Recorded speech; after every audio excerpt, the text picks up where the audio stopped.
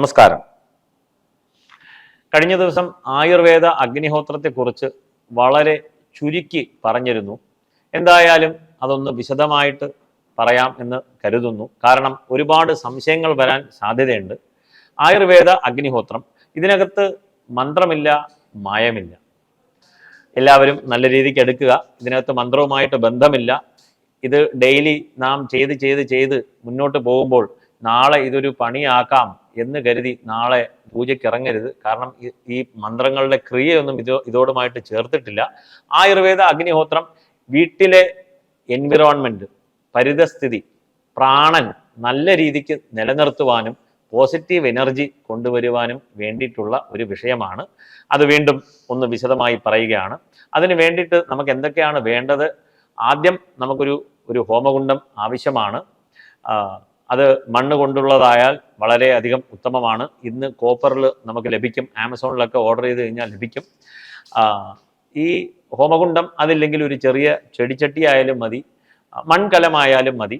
ആ ഹോമകുണ്ഡത്തെ നാം വീട്ടിൽ ഏതെങ്കിലും സൗകര്യമുള്ള ഒരു മുറിയിൽ വെക്കുന്നു. കിഴക്ക് നോക്കി ഇരിക്കുന്നു. ആ കലത്തിൽ, ആ ചെടിച്ചട്ടിയിൽ അല്ലെങ്കിൽ ഹോമകുണ്ഡത്തിൽ നാം ഹോമിക്കുവാനായിട്ട് പ്ലാൻ ചെയ്യുകയാണ്. ആ ഹോമകുണ്ഡം, അതിൽ ആദ്യം നമ്മൾ വെക്കേണ്ടത് പ്ലാവിൻ്റെ വിറകാണ്. പ്ലാംവിറക് ഇല്ലെങ്കിൽ സൗകര്യമുള്ളത് എന്തായാലും ശരി, പ്ലാംവിറക് നല്ലൊരു ഔഷധമാണ്. അപ്പോൾ പ്ലാംവിറക് വെക്കാം. ഇല്ലെങ്കിൽ വേപ്പിലയുടെ വിറക് നമുക്ക് വെക്കാം. ഈ ചുള്ളിക്കമ്പുകളൊക്കെ നമുക്ക്, കാരണം ഇന്ധനം ആവശ്യമാണ്.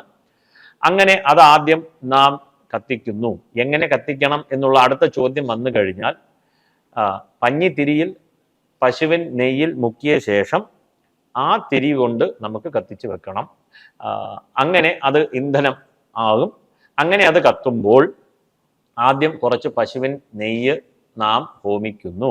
അതിന് നമുക്ക് ആവശ്യം ഒരു സ്പൂൺ പോലെയുള്ള ഒരു ചെറിയ തടി കൊണ്ടുള്ളത്, ഇല്ലെങ്കിൽ കോപ്പറിൻ്റെത് നമുക്ക് കിട്ടും. ഇരുമ്പ് ഉപയോഗിക്കരുത്, സ്റ്റീൽ ഉപയോഗിക്കരുത്. അങ്ങനെ ആ തടി കൊണ്ടുള്ള സ്പൂൺ ഉപയോഗിച്ചുകൊണ്ട് നാം പശുവിൻ നെയ്യ് ആദ്യം 2-3 ആവർത്തി നാം ഹോമിക്കുന്നു.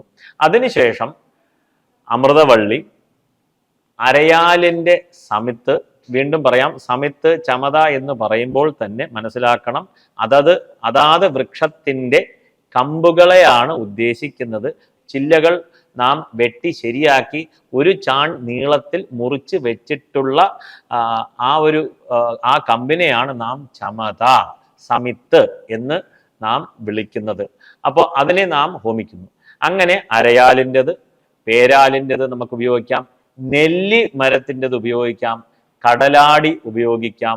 എന്നിങ്ങനെ ഈ മരുന്നുകളെല്ലാം തന്നെ വാങ്ങിച്ച് കുറച്ചായിട്ട്, പ്രത്യേകിച്ച് എണ്ണമൊന്നുമില്ല, നമ്മൾ കുറഞ്ഞത് ഒരു 16 നാം ഹോമിക്കണം.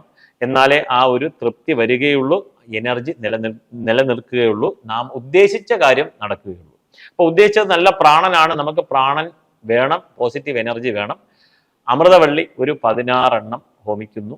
ഇല്ലെങ്കിൽ 32, സാധിക്കുന്നവർ 32 ഹോമിക്കാം. നോക്കൂ, ഈ മൃത്യുഞ്ജയ ഹോമത്തിന്റെ ആദ്യത്തെ സമിത്ത് എന്ന് പറയുന്നത് അമൃതവള്ളിയാണ്. പേരിൽ തന്നെ അമൃത് എന്നുണ്ട്. ആ അമൃതവള്ളി ഹോമിക്കുന്നു. അതിൽ നിന്ന് വരുന്ന പുക, ഫ്യൂംസ് എന്നൊക്കെ നമുക്ക് പറയാം, അത് വീട്ടിൽ മുറിയിൽ എല്ലാ സ്ഥലത്തും അതിങ്ങനെ പടരും. നാം അറിയാതെ തന്നെ ശ്വസിക്കുകയാണ്, അതൊരു മരുന്നായി മാറുകയാണ്. ഏവരും ഇതിനെക്കുറിച്ച് ചിന്തിക്കുക.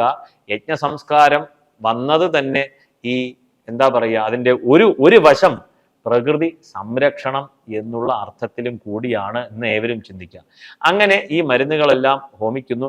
അതിൽ കറുക വീട്ടുമുറ്റത്ത് തന്നെയുണ്ട്. നമുക്ക് ഏവർക്കും അത് കുറച്ച് സംഘടിപ്പിക്കാം. മാറ്റി വെച്ച ശേഷം കറുക ഹോമിക്കാം. കറുക ഔഷധ ഗുണമുള്ള ഒരു പുല്ലാണ്.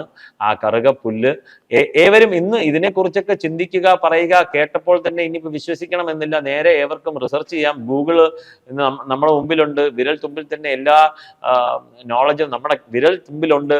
ഇന്ന് AI ഉണ്ട്. ഏവർക്കും അതിൻ്റെ ഗുണങ്ങളൊക്കെ പരീക്ഷിച്ച ശേഷം തീർച്ചയായിട്ടും ഏവരും തുടങ്ങുക. കാരണം ഇതിങ്ങനെ ചെയ്യണം എന്നുള്ളൊരു ഇൻഫർമേഷൻ നമുക്ക് ലഭിക്കുന്നില്ല. കാരണം നാം പലതരത്തിലുള്ള വീഡിയോ അവരവരുടെ ഇൻട്രസ്റ്റിനനുസരിച്ച് നോക്കി നോക്കി പോകുമ്പോൾ അത് മാത്രമേ വന്നുകൊണ്ടിരിക്കുകയുള്ളൂ. ഇങ്ങനെ ഫീഡ്സിൽ വരികയാണ്.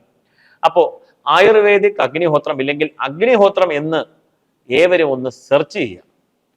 അത് തന്നെ ധാരാളമാണ്. ഏവരും ഒന്ന് സെർച്ച് ചെയ്യുക. ഈ ഒരു മെസ്സേജ് ഏവരിലേക്കും എത്തിക്കുക. അഗ്നിഹോത്രം എന്ന് സെർച്ച് ചെയ്ത ശേഷം അതിൽ കുറേ ഇൻഫർമേഷൻ ലഭിക്കും. അത് വായിച്ച് മനസ്സിലാക്കിയ ശേഷം ഏവർക്കും ചെയ്യാൻ പറ്റുന്ന ഒന്നാണ് ആയുർവേദ അഗ്നിഹോത്രം. നമസ്കാരം.